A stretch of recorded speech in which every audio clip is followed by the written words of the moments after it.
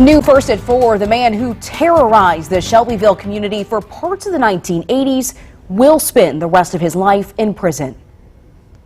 He's one of the most evil people I've ever had the unfortunate pleasure of being able to prosecute.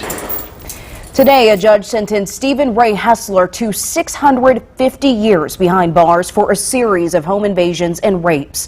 Fox 59's Max Lewis shares how the victims and prosecutor are feeling about this justice. It was an emotional day inside this Shelby County courtroom for the numerous men and women who were victimized by Stephen Ray Hessler nearly 40 years ago. They say they now have peace of mind knowing that he'll die in prison. Stephen Ray Hessler had nothing to say as he walked into court this morning to learn his sentence.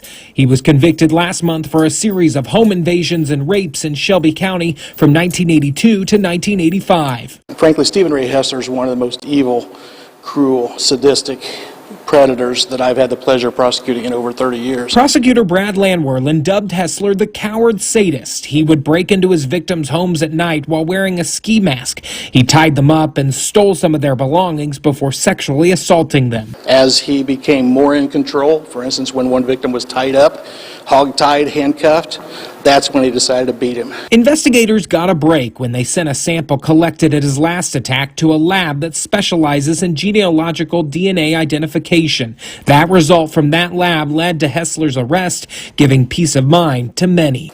The victims suffered for so long, and they wondered constantly if somebody looked at them in the store, if a car drove by slow, if a car drove by and honked.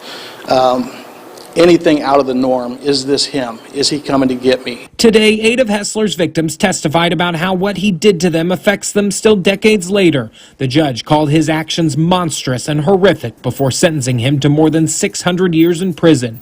His victims didn't want to speak on camera, but one told us Hessler will have a spot waiting for him in hell. He is where he needs to be. He needs to stay in jail until it's time to put him in the ground. The judge did appoint a public defender to Hessler in case any appeals are pursued. He will remain in the Shelby County Jail until he's transferred to state prison. In Shelbyville, I'm Max Lewis, Fox 59 News.